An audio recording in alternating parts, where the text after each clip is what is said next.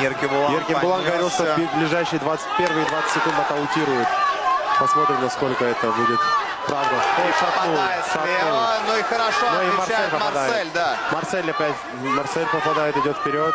20 секунд уже вроде позади.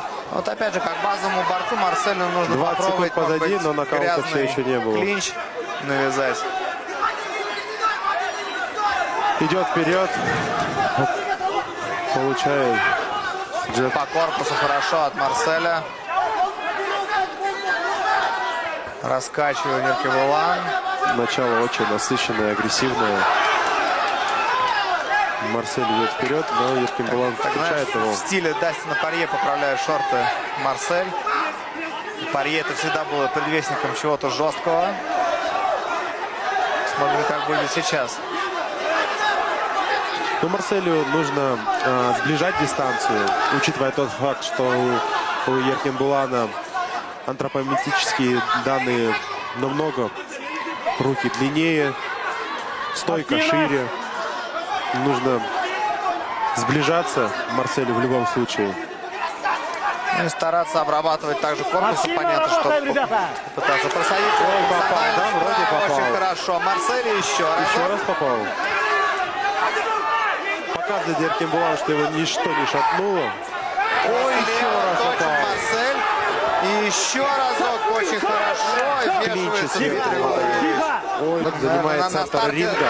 Вроде попадает слева, попадание слева. Да, я думал, что на старте раунда Еркебулан все-таки попробует опять пойти вперед, как это было в первом отрезке, но Марсель... Идет вперед, еще попадание, еще здесь, попадание. конечно, Марселю не заиграться бы еще тоже.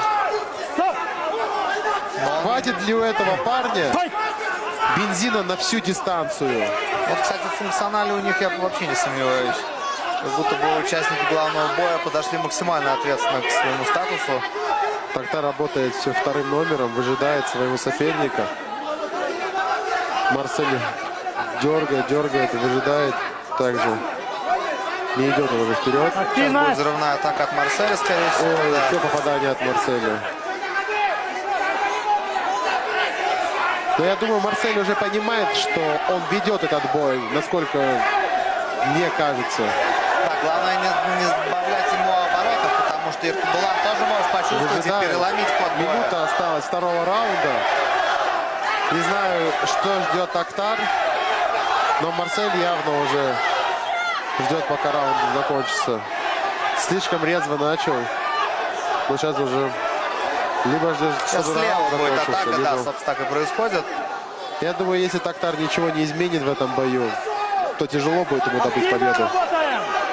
Призывает Дмитрий Владимирович к активности. Ой, какое попадание попал. Ну, может показывать, что ничего не было Еркебулан, но акцентированный панч был очень точный и увесистый.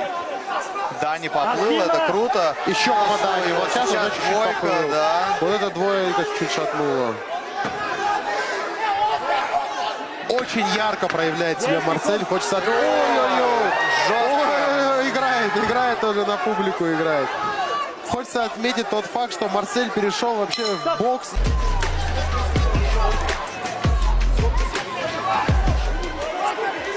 Это правда. Насколько риск будет оправдан? Терять абсолютно нечего. Нужно идти вперед. Нужно рисковать. Без этого точно уже никак не выиграешь.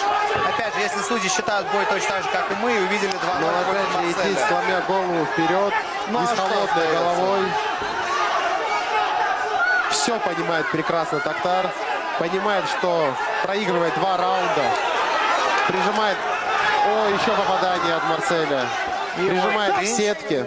Очень вовремя. Остается 1,5 минуты. Победе Марсель. Остается 10 секунд до конца этого боя.